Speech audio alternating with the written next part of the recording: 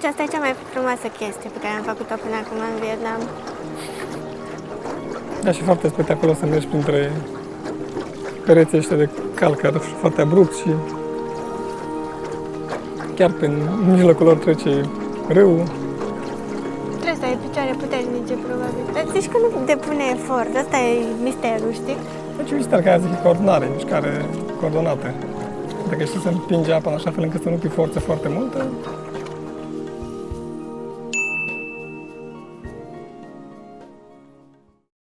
Salutare! Suntem în provincia Ninh Binh, din nordul Vietnamului. Ne-am cazat în Tam Coc, care e practic centrul turistic al provinciei Ninh Binh. E la 11 km de orașul propriu-zis și la vreo 100 de kilometri de Hanoi, de capitală. Suntem cazați într-un homestay. Gazda are mai multe camere pe aici, e plin de turiști. Avem și micul dejun inclus. În fiecare dimineață alegem un fel de mâncare dintr-o listă și primim și cafea, ceai și o farfurie mare cu fructe. Plătim 85 de lei pe noapte și e foarte ok totul și curat și camera e foarte curată și baia. Cu tot cu un mic dejun inclus, am făcut o alegere foarte bună. În Tam Coc și în regiunea Ninh Binh se face turism de foarte, foarte mult timp. Cam fiecare localnic a dezvoltat o afacere în scop turistic. Când mergi pe stradă sunt mai mulți străini decât localnici și e plin de unități de cazare și de facilități pentru turiști.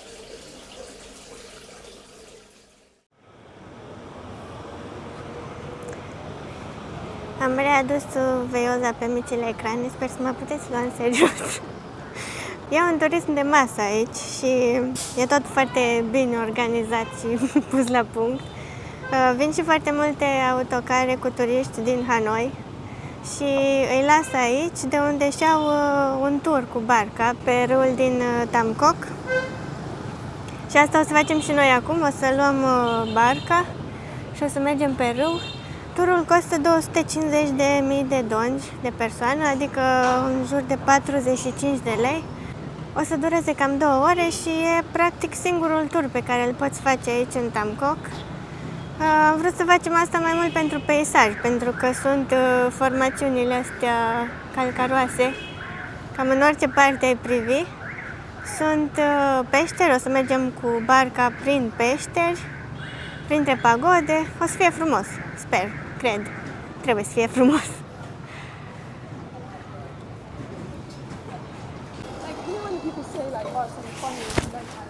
O să ne fie cald cu astea pe noi.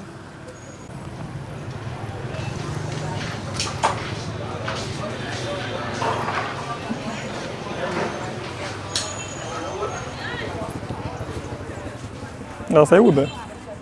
E alta. Deja e udă. Ele spală, că am văzut că duc acolo curată, știi?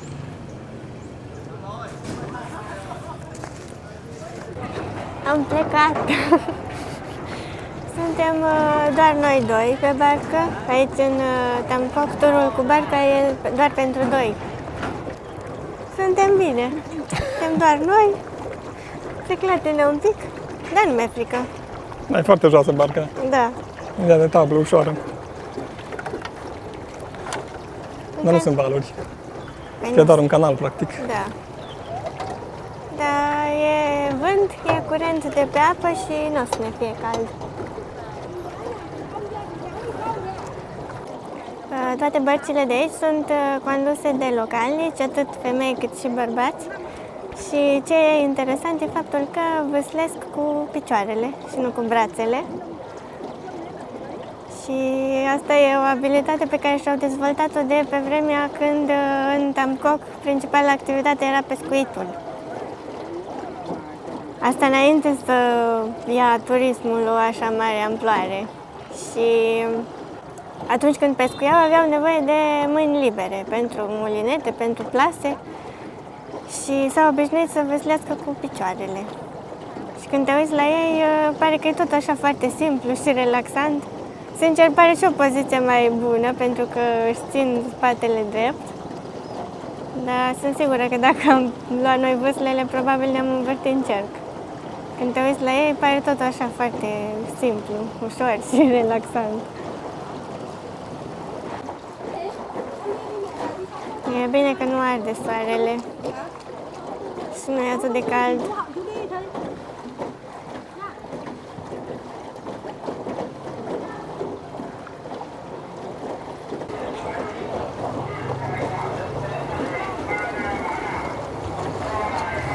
Vedeți, tot cu picioarele vâslesc. Asta fac ei toată ziua, de dimineața până pe la ora 5. Tot preiau alți turiști din 2 în 2 ore.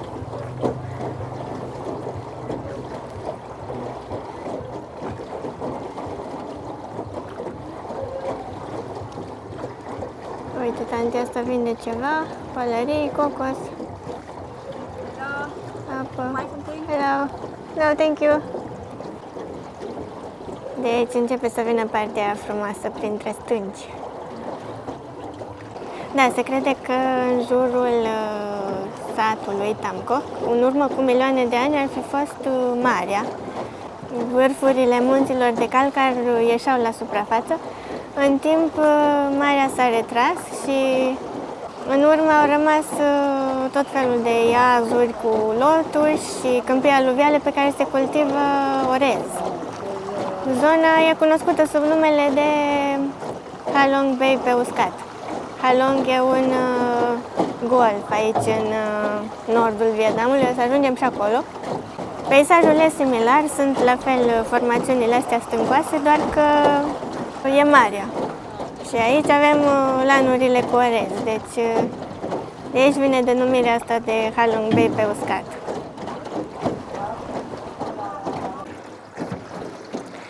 Numele ăsta de Tam Coc se traduce ca 3 peșteri. Sunt 3 peșteri aici, Ca, Hai și Ba. Și o să trecem cu barca prin ele, prin toate 3, pentru că sunt formate de același râu, de râul ăsta pe care suntem noi acum. Uite cum se vede cum a erodat apa, vezi? Păi, Și practic, nivelul... acolo era nivelul apei, nu? Da, acolo cred că a fost curentul destul de puternic. E foarte interesant cum e erodat și cum sunt o grămadă de goluri, așa în toată roca, în tot masivul. Seamănă formațiunile astea cu ce am văzut la Fonia. Da, doar că acolo era mai împădurite. Erau mai împădurite, da.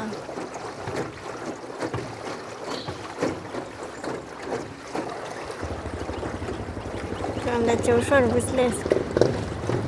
Uite, aici e punctul ăla unde te aduce cu barca dacă vrei să mergi să vizitezi. Dacă ai biletul la combo. Ah, da, mai e un bilet combo care e 350.000 de doni, adică vreo 65 de lei, care include și transfer cu mașinuțele electrice între niște pagode. Și noi ne-am gândit că o să mergem pe jos, că nu-i distanța lungă, și am luat biletul cu 250.000, care include doar barca. Da, vezi, până aici era apa. Se vede. Da, probabil că înainte să fie, uite și aici pe stânca asta din față se vede bine unde. Dar probabil că înainte să fie îndiguit și canalizat și tot. Da, da. Și uite acolo sus e dragonul.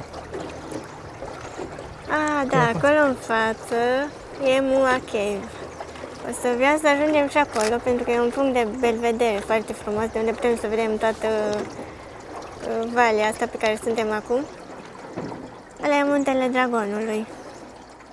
E o statuie cu un dragon chiar pe creastă sus.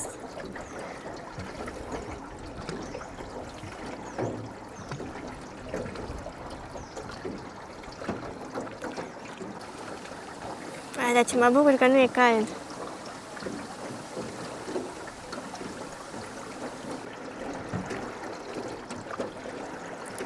Chiar acum o să intrăm în prima peșteră.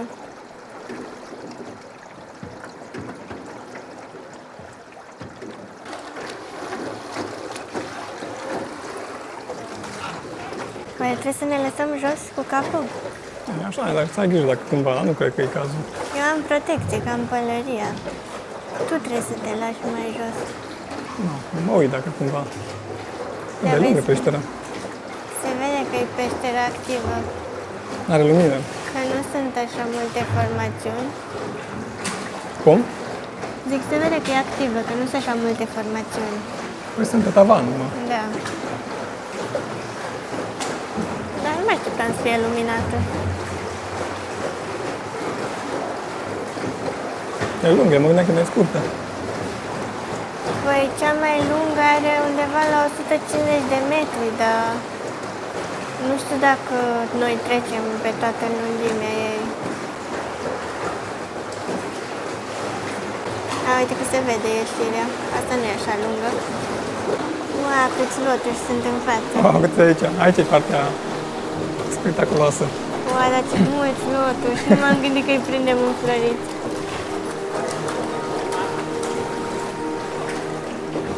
Oh, ce fain e aici. Da.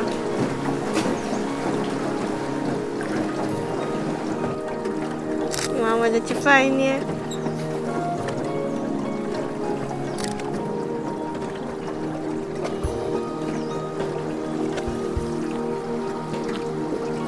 Foarte relaxant să mergi așa cu barca în liniște. Chiar merită turul ăsta.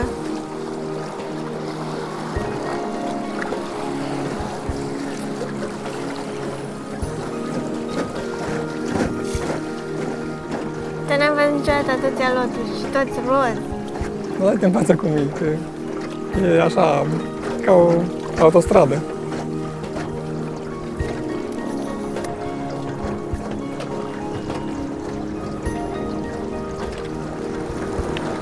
Cred că ne apropiem de a doua peșteră, că se îngustează iar.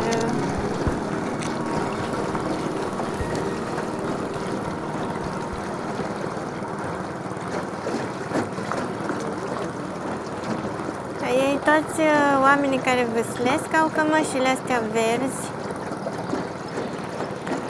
și sunt inscripționate, deci totul e organizat, sunt angajați să facă asta.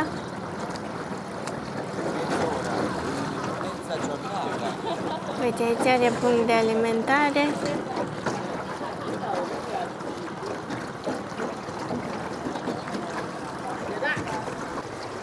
E foarte pitorească zona, nu sunt construcții pe aici. Păi nici n-ar avea pe unde să fie. Da, să spun că nu sunt sate plutitoare aici, în partea asta, cel puțin poate mai în față. Acolo văd că mai sunt ceva amenajări. Mamă, câte bărci vin acum.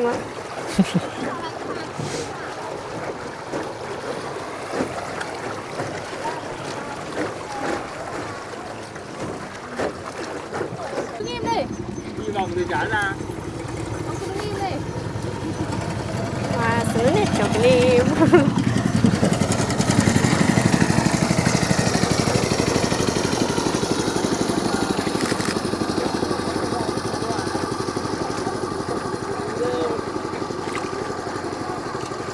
Vezi că acum văslești cu mâinile.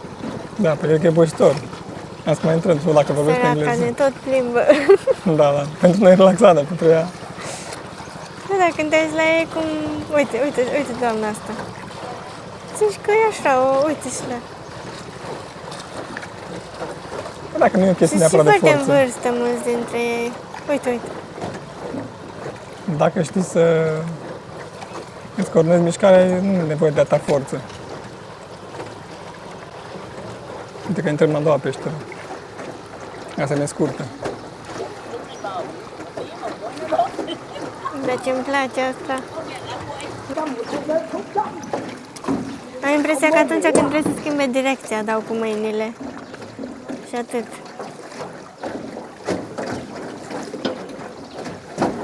Da, eu chiar nu înțeleg cum pot.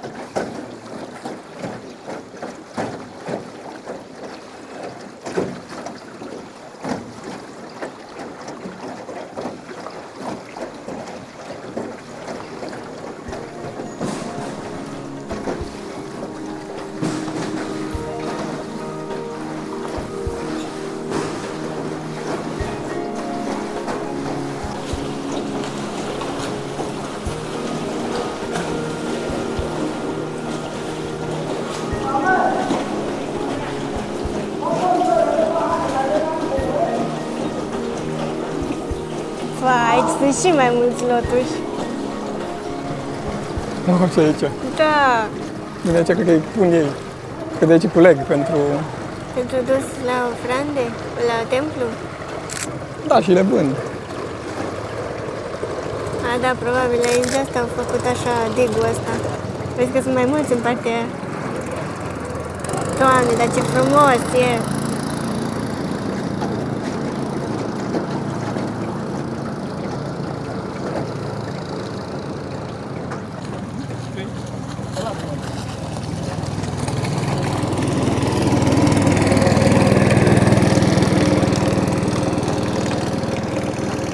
Asta e ultima peșteră? În față.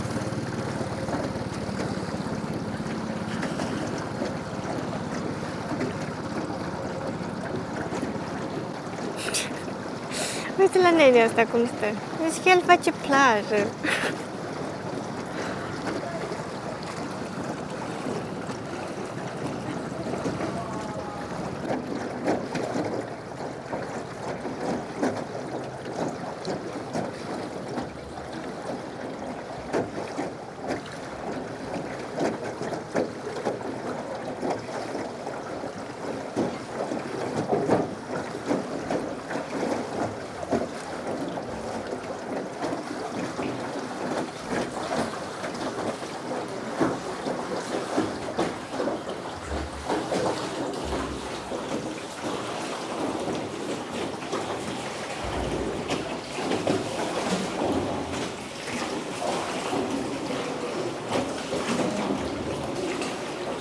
Deci gata, cam asta a fost traseul. De acolo, de la peștera asta ultima, am ieșit și acum ne întoarcem. Tot prin peșteri. Și acum vedem același traseu la... Da, mai vezi încă o dată.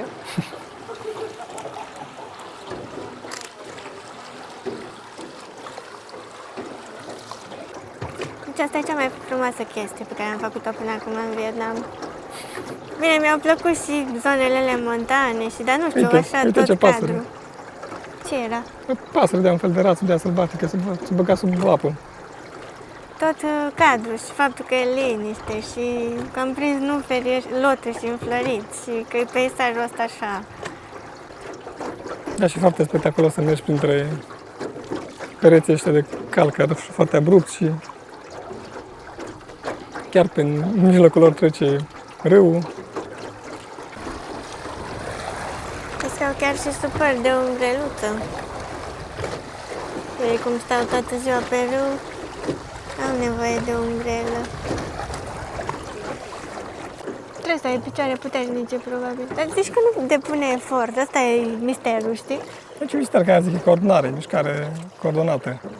Dacă știi să împingi apa în așa fel încât să nu pui forță foarte multă, Și cum reușește să țină cu talpa? e la antrenament. Și fac asta de mici. Îi dai seama. Uite-te la ea, nici nu zici că se străduiește, nu se vede că împinge, nu nimic, zici că e așa. Dacă ne apucăm noi să văzlim și Ne cu multe mâinile. în cerc. Localnicii nu prea vorbesc engleză, cel puțin ăștia care vâslesc. Nu prea putem să vorbim mare lucru. Dar cred că nu e prea rău să faci asta zi de zi. Adică stai, ești relaxat, duci turiștii, nu te bate nimeni la cap.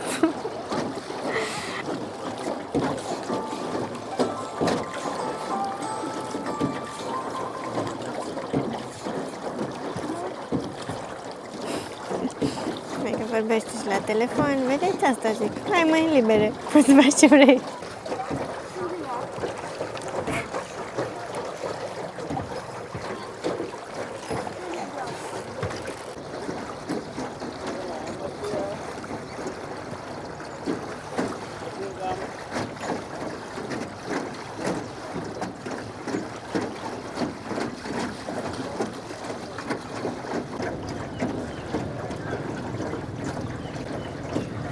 Până aici am plătit.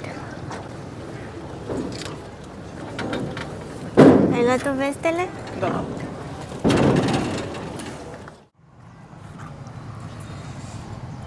Am revenit pe uscat. Da. De care a durat cam 2 ore. Nu așa, chiar două, că numai dacă... O oră 40, cam Numai dacă mă uit pe bilet să ved la cât am luat biletul, nu a durat Acum e 12 și 6 minute. Păi da, și la 10:20, scuze-mă, la 10:20 la biletele. Ah, ok. De acolo, deci pe la... Deci cam o oră jumate. Da, cam așa. Da. Dacă luați doar turul doar cu barca, fără Da. mașinuța electrică. Dacă la mașinuță, practic, mergi și vizitezi templele Da. și el te așteaptă acolo până intri în templu, până faci poze, până... Noi am fost zilele trecute pe jos și pe la pagoadele alea și într-adevăr sunt foarte vechi. Poți să Da. mergi și pe jos în plimbare, că e foarte liniștit așa peisajul și... Da, multă lume merge cu bicicleta de la cazare sau Da. închiriază din oraș. Da, sunt foarte mulți cu bicicleta pe aici prin jur. Acum, dacă ai numai o zi sau două, poți să ieși mașinuța electrică, pentru că, practic, Da, înseamnă scutești din timp. 18 lei în plus, dar scutești vreo 2 ore, probabil. Dar, da, A meritat. da, foarte frumos peisajul. Mi-a plăcut dacă era un pic mai, adică dacă ar fi fost un loc unde puteai să cobori și să stai în zona aia, așa ca un, Da, da. să admiri un pic peisajul și florile și tot. Și vremea a fost bună. Da, da, când a fost nici foarte cald. Acum parcă începe să fie mai cald. Da.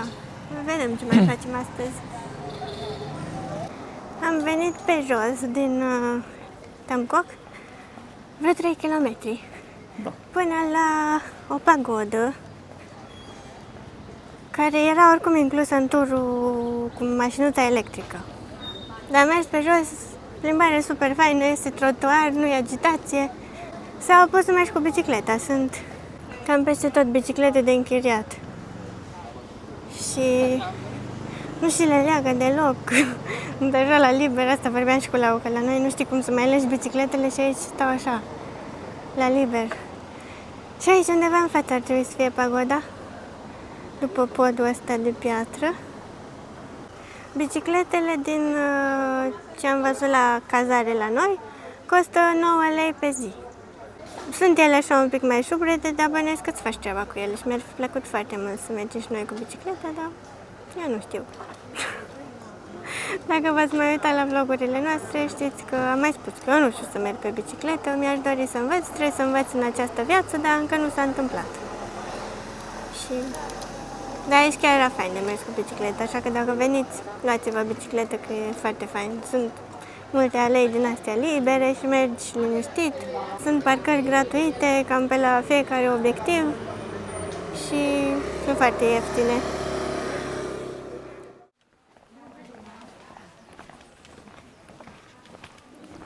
Locul e foarte frumos unde Unde am i-am plasat, plasat, da. da.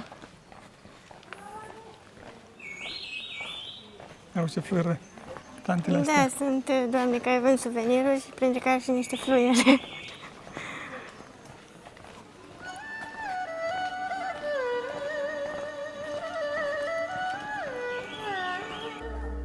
Cred că asta e partea cea mai veche. Adică asta pare foarte veche.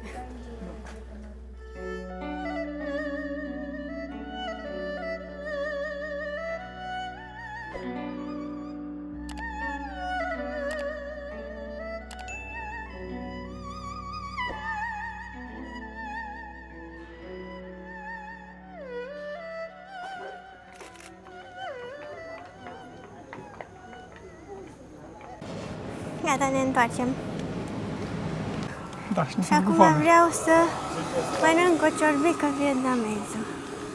Un fă? Un fă.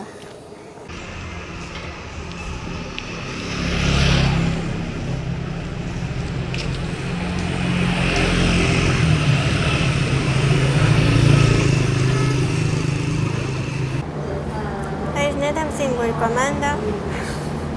Scriem acolo exact ce vrem să mâncăm, cantitatea, prețul. Și un fă cu legume, 50, nu, 40.000 de dolci. Asta e cam 7 lei. Așa arată. Sunt foarte mari porțiile și garantez că dacă îți cumperi o supă din asta, nu mai poți să mănânci altceva. Are tofu, ciuperci foarte mari, bok choy și de desubt sunt noodles, tăieței de orez. Da, are și morcov din bir. Stai că n-am ajuns la tăieței.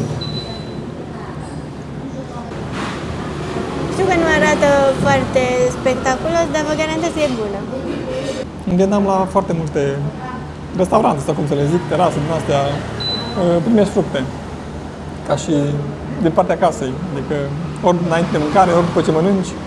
De aproape la fiecare restaurant am primit câte ceva. O banană, o felie de pepene.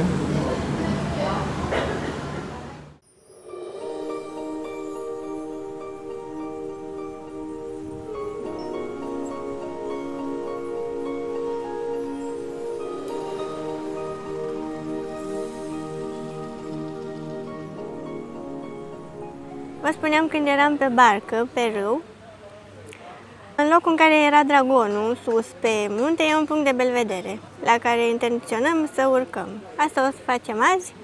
Am venit la Mua Cave, e la 5 km de Tam Coc. Am venit aici pe jos, într-o plimbare, printre lanurile de orez.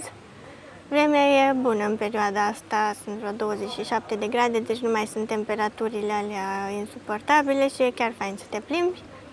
Am plătit un bilet de intrare de 100.000 de dongi, adică undeva la 18 lei. Prima dată o să ne plimbăm pe aici, pe la baza muntelui, pentru că e un parc amenajat, un lac cu lotuși, după care o să începem să urcăm cele 500 de trepte până sus la Dragon, pe muntele Dragonului. E un complex mai mare aici și poți să te și cazezi pentru că sunt bungalouri, sunt restaurante. Ce? Hai ce miroase a techirghiol. Miroase a techirghiol. Da. Miroase așa, de mult. Da.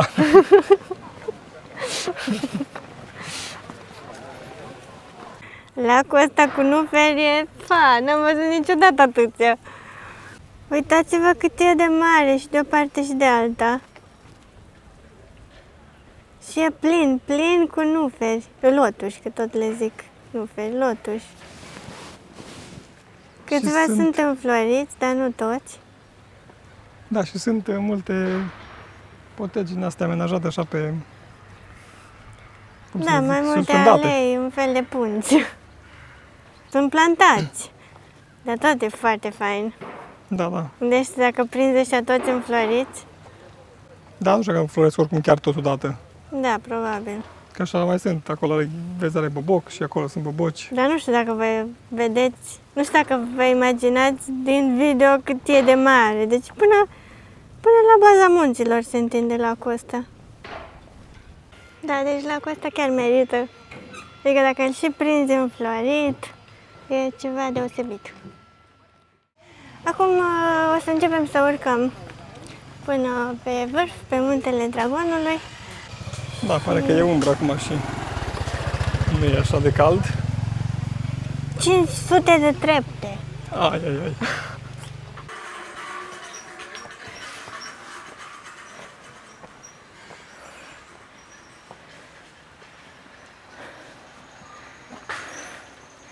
O să ne dăm duhul până sus. Se vede lacul cu lotuși la care am fost mai devreme. Deci deja am urcat o bună bucată. Cam jumate, cred. Scurt. Ce, vrei să spui că e prea scurt?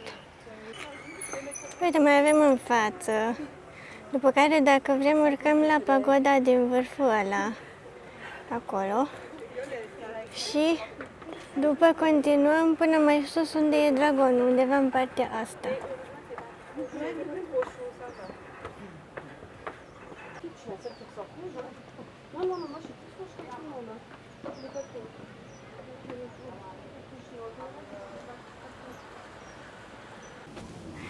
Am ajuns, adică aproape. Mai avem câteva trepte până la dragon, doar că s-a aglomerat puțin. Și mai așteptăm să plece oamenii. Sunt foarte alunecoase scările aici, în partea de sus și nu veniți în șlapi sau în sandale, că e foarte alunecos. Da, mai ales la coborâre. Da, și E mai ales foarte- dacă prinzi și un pic ud, că poate să fie înorat sau ceață. Dar avem o priveliște, n-ai ce să-i zici. Se vede tot lacul cu nuferi, se văd pagodele astea pe fiecare vârf. Sunt Dacă- foarte stâncoși, foarte ascuțiți. Da, sunt ca niște lame lame foarte înguste, un calcar diferit de ce am văzut în alte părți și am să zic că e așa un pic atmosfera foarte încărcată cumva. Și așa a fost tot timpul de când am venit la Ninh. Nu am prins o zi în care să fie așa Da. atmosfera clară. Dacă eram în Hanoi aș fi zis că e poluare, dar nu știu exact ce e. Păi poate să fie poluare. Și de unde să vină? Că în zona asta nu sunt așa orașe mari. Păi nu, dar e suficient să fie, ca aia mă gândeam că poate e ceva care lucrează calcarul și atunci var, Și să fie asta în aer, poate. că orașul e acolo. În față se vede orașul, dacă ar fi atmosfera curată s-ar vedea orașul din Bin. Acum nu mai orez pentru că a fost deja cules. Și de asta vedeți bălțile astea în jur. Dar alea sunt orezăriile, de fapt. Și acolo e lacul cu lotuși. Și pe scările astea o să mai urcăm când coborâm. La pagoda aia, da, știu. O să mai urcăm când coborâm. În sensul că o să ne oprim și acolo când Da, pentru că coborâm de la Dragon. la pagoda aia se urcă de la o bifurcație. Da. Urcarea spre Dragon. Aici, în Vietnam, nu trebuie să te plângi că n-ai unde să mănânci, că n-ai de unde să cumperi o apă, că peste tot sunt. Deci dacă e vreun loc unde ajung, nu trebuie să fie neapărat foarte turistic. Dacă e un loc în care ajung câțiva turiști, ei fac acolo un punct din ăsta de alimentare. Cu apă, suc, nucă de cocos, ceva de mâncare și ne uitam că aici sus au un soi de magazin și car răcoritarele sus cu scripetele. Și e logic că o să se facă sete și Da. nu-ți umflă foarte tare prețurile, deci sunt acceptabile. Nu chiar ca în oraș, dar nici umflate foarte mult. Dar urcarea nu e așa lungă, că zice de jumătate de oră, dar nu... Așa am citit că durează cam jumătate de Bine, oră da, să dacă urci încet, da. Depinde de starea fiecăruia și de condiția fizică. Sunt scări foarte abrupte și alunecoase și cumva nu prea poți să urci așa repede. Deci pe aici, printre balovanii ăștia, trebuie să trecem dacă am avea loc, ca să ajungem la Dragon. Nu știu dacă merită să stăm la coadă.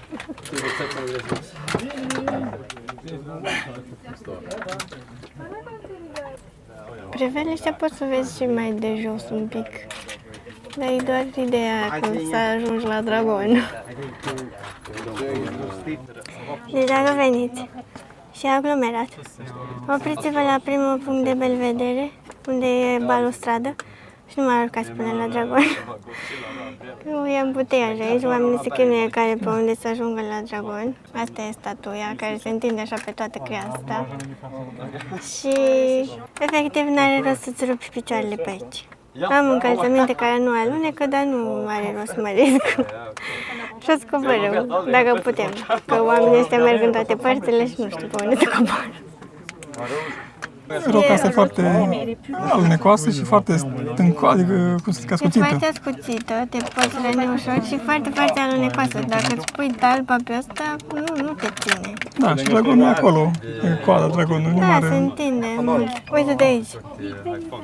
Uite de aici, dacă ai pus piciorul pe asta, ăla ești. Da. Că nu știu ce calcar e asta, că e așa, zici că ar fi granit, dar e calcar. Singura chestie care se vedea fain de acolo probabil e priveliștea în partea opusă. Da, hai să ieșim. Întorci dacă poți. Nu, să nu vă jucați acolo la Dragon, că eu n-am văzut în viața mea calcar așa alunecos și ascuțit. Și acolo, dacă te duci un pic pe creasta aia, pe unde se întinde statuia, poți să te blochezi la un moment dat de nu mai știi pe unde să te mai dai jos. Și mai ales dacă sunt mulți oameni. Dacă sunt mulți oameni, nici nu te mai gândi la asta. Uită, pur și simplu. Râul pe care îl vedem în față e râul Nodong. Și e cel pe care am avut plimbarea cu barca. Știți că din barcă vedeam punctul de belvedere, vedeam dragonul, muntele dragonului de fapt.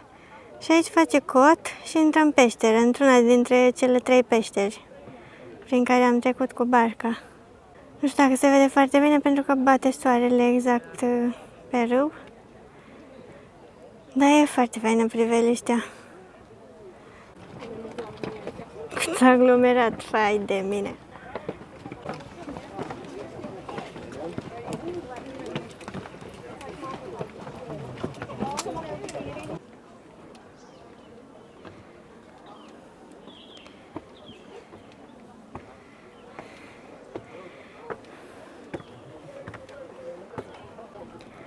Am ajuns la pagoda de vis-a-vis de Dragon și de aici se vede mai bine lacul cu lotus și acum îmi dau seama că puntea asta formează un lotus, o floare de lotus. De jos nu-ți dai seama. Bineînțeles că e aglomerat și aici. Da, m-am făcut de priveliște și se văd foarte frumos toate formațiunile astea de calcar și lacurile din jur și e suficient. Da, alterează un pic atmosfera, faptul că e așa aglomerat, dar asta e. Deci nu știu când ar trebui să vii ca să nu fie așa aglomerat. Când plouă și e ceață. Da. Go this way, this way. Am coborât. E fain complexul ăsta, e fain să stai pe aici să te relaxezi. E Da, faină dimineața. și priveliștea de sus, Dimineața. dacă ai noroc să nu fie așa aglomerat. Că dacă e aglomerat, Doamne ferește. Cred că a venit ceva grup mare sau mai multe grupuri cu autocarul, pentru că altfel nu-mi explic cum s-a aglomerat așa dintr-o dată. Că ați văzut că atunci când urcam scările nu erau așa mulți oameni. Da, când am urcat noi nu prea era nimeni care urca. Mai erau care coborau. Chiar nu și gândeam că lumea după ce merge sus, coboară și nu mai sunt alții care vin cu masă, dar da, probabil că l-a pus cea mai bună lumină și atunci Le-a pus probabil vin cei mai mulți, așa că poate e bine să veniți de dimineață, dar nu știu care e regula. E Da. după noroc și după cum e vremea, că dacă e un pic mai înorat, atunci nu mai vin așa mulți oameni, că nu-i foarte clar cerul și nu vezi priveliștea. E foarte turistic și atunci, na, cam și la ce să te aștepți, dar priveliștea merită. Asta a fost vlogul de azi. Mulțumim că ne-ați urmărit. Lăsați-ne în comentarii impresiile voastre și ne revedem în vlogul următor.